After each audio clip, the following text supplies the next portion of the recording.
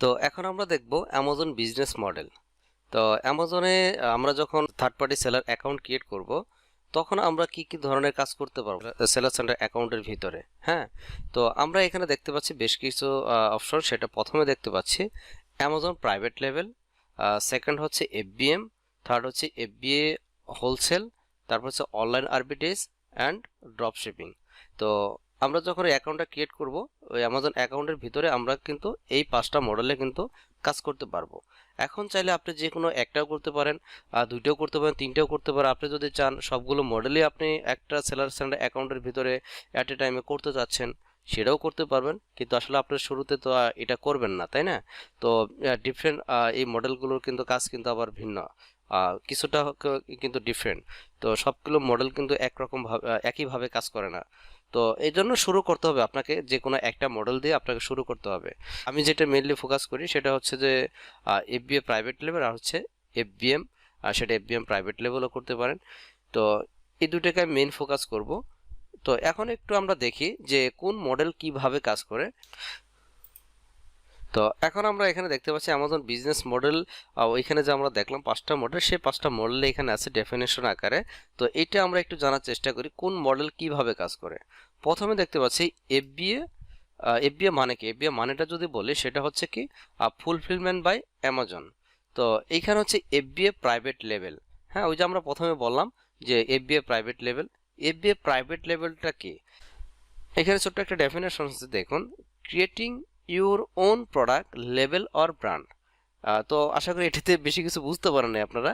সহজ করে যদি বলি যে এফবিএ প্রাইভেট লেভেলিংটা হচ্ছে যেমন আপনার একটা ব্র্যান্ড নেম হতে পারে, ধরে নেন আপনি অক্স। অক্স যদিও একটা অ্যামাজনে বড় একটা ব্র্যান্ড, এটাতে এক্সাম্পল দেওয়াটা ঠিক হবে না। ধরুন একটা পিজন। পিজন কি একটা ব্র্যান্ড, এটা আপনার ব্র্যান্ড নেম। তো এই ব্র্যান্ড নেমটাকে যখন আপনি যে সাপ্লায়ার কাছ থেকে প্রোডাক্টটা নেবেন তাকে যখন এই ব্র্যান্ড নেমটা দিবেন, প্লাস হচ্ছে এই ব্র্যান্ড নেমটা হচ্ছে আপনার প্রোডাক্টের প্যাকেজিং অথবা প্রোডাক্টের গায়ে। আমরা অনেক সময় অ্যামাজনে দেখব বিভিন্ন প্রোডাক্টের গায়ে কিন্তু ব্র্যান্ড নেম লেখা আছে।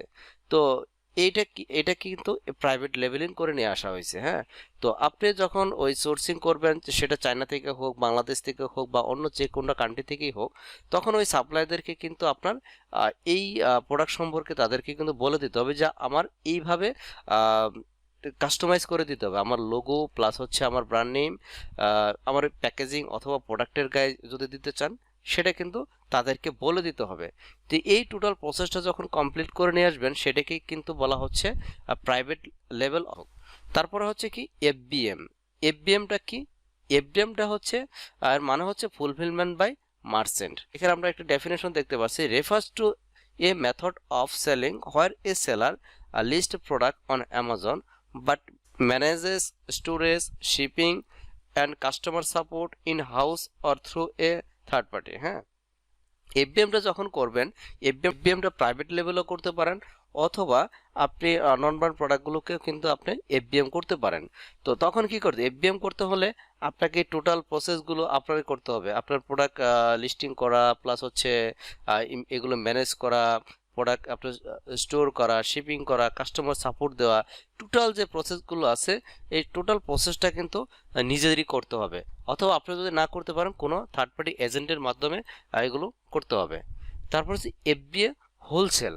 এফবিএ হোলসেলটা কি? Buying a product in bulk quantity from a manufacture or distributor, then reselling those product to customer for a profit. তো এফবিএ হোলসেলটা কি? মূলত হচ্ছে এটা একটা ব্র্যান্ড অ্যাপ্রুভালের প্রয়োজন হয়।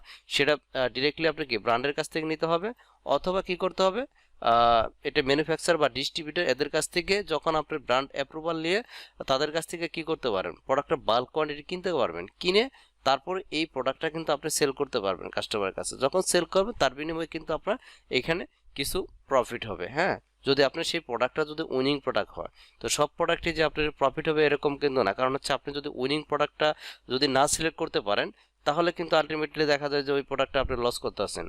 তো এটাই দেখতে হবে। তারপর হচ্ছে রিসেলিং অর অনলাইন আরবিট্রেজ। এটা কি? অনলাইন আরবিট্রেজটা হচ্ছে buying discounted product through retailer or online to resell on Amazon. এটা হচ্ছে বিভিন্ন সাইটগুলোতে বা অ্যামাজনে এখানে ডিসকাউন্টেড বিভিন্ন প্রোডাক্ট পাওয়া যায়। এই প্রোডাক্টগুলো কিনে এখানে আপনি কি করতে পারবেন, রিসেল করতে পারবেন। ছোট যেখানে এখানে বাল্ক কোয়ান্টিটির কিন্তু তখন প্রয়োজন হবে না, এখানে আপনি 5টা 10টা 2টা 3টা যাই হোক এই ধরনের প্রোডাক্ট কিন্তু আপনি পাঠিয়ে কিন্তু অ্যামাজনে পাঠিয়ে কিন্তু আপনি কি করতে পারবেন, সেল করতে পারবেন। এটাকে বলা হচ্ছে অনলাইন আরবিট্রেজ। আর ড্রপশিপিং নিয়ে যদিও বেশি কিছু আমার বলা নাই, কারণ ড্রপশিপিং সম্পর্কে আপনারা মোটামুটি যারা অ্যামাজন নিয়ে একটু রিসার্চ করছেন তারা একটু হলেও জানেন। আর যদি একটু ছোট্ট করে বলি, এখানে ডেফিনেশন আছে, একটু দেখেন। Buying product directly from a manufacture who fulfills the order and ship directly to the customer. তো ড্রপশিপিং মূলত হচ্ছে যে এটা কিন্তু আমরা বাংলাদেশ থেকে অনেকেই করতেন, হ্যাঁ, বেশ কিছু ক্লায়েন্টকেও হ্যান্ডেল করতেন তারা, কিন্তু বর্তমানে কিন্তু অনেকগুলো স্টোর কিন্তু সাসপেন্ড করে দিয়েছে বিভিন্ন পলিসি ভায়োলেশনের কারণে। তো এটা কিভাবে করা হয়, তো ম্যাক্সিমাম প্রোডাক্টগুলো তারা কি করতো, আপনার ওয়ালমার্ট, তারপর হচ্ছে টার্গেট, হোম ডেকোর, বিভিন্ন এরকম কিন্তু সাইট আছে। তো ম্যাক্সিমাম তারা কি করতো, এখানে করতো ওয়ালমার্ট থেকে পারচেস করে অ্যামাজনের যে কাস্টমার আছে তাদের অ্যাড্রেসে পাঠিয়ে দেওয়া হতো, তখন তারা এখান থেকে পেয়ে যেত প্রোডাক্টটা। হ্যাঁ, তখন ওই এটা কে করতো, ডেলিভার দিত তখন ওয়ালমার্ট। তো এটা পাওয়ার পরে তখন এই টোটাল প্রসেসটা কমপ্লিট হয়ে যেত। তো ড্রপ শিপিং প্রসেসটা এইভাবে কাজ করে থাকে। আচ্ছা, এখন আমরা দেখি যে হাউ এফবিএ ওয়ার্ক। এফবিএ যখন আমরা করব, সেটা প্রাইভেট লেভেল হোক বা হোলসেল হোক, এটা কি করতে হবে, প্রথমে কি করতে হবে, সেলার প্রকিউরস প্রোডাক্ট, প্রথমে সেলারকে প্রোডাক্টটা কালেক্ট করতে হবে, তারপরে সেলারশিপ প্রোডাক্ট টু অ্যামাজন, সেই প্রোডাক্টটা অ্যামাজনে পাঠাইতে হবে, অ্যামাজন ওয়্যার হাউসে। তো নাম্বার 3তে দেখতে পাচ্ছি অ্যামাজন স্টোর প্রোডাক্ট। তখন আমরা যখন ওই অ্যামাজনে প্রোডাক্টটা পাঠাবো, তখন ওই অ্যামাজন এই প্রোডাক্টটা আমাদের এই প্রোডাক্টটা স্টোর করবে, ওদের ওয়্যার হাউসে স্টোরেজ করবে। স্টোর করার পরে নাম্বার 4 দেখতে কাস্টমার অনলাইন অর্ডার, তখন কাস্টমার এটাকে অর্ডার করতে পারবে। নাম্বার 5 দেখতে পাচ্ছি অ্যামাজন রিসিভ দ্য অর্ডার, যখন কাস্টমার অর্ডার করবে তখন অ্যামাজন কি করবে, অ্যামাজন অর্ডারটা রিসিভ করবে। নাম্বার 6 হচ্ছে customer receive and order confirmation, তখন কি কাস্টমার কিন্তু অর্ডার কনফার্মেশন সে পাবে, মেসেজ পাবে।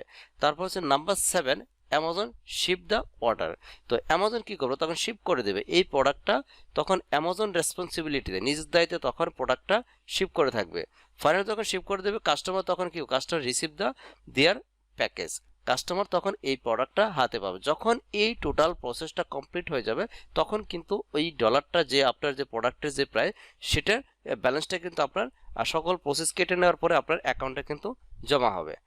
তো তারপরে হচ্ছে আমরা একটু দেখি এখানে যে অ্যামাজন মার্কেট প্লেসেস 20 কান্ট্রিজ। হ্যাঁ, অ্যামাজন এই মুহূর্তে 19 or 20 কান্ট্রিজতে আপনার কি আছে, অ্যামাজন মার্কেট প্লেস আছে।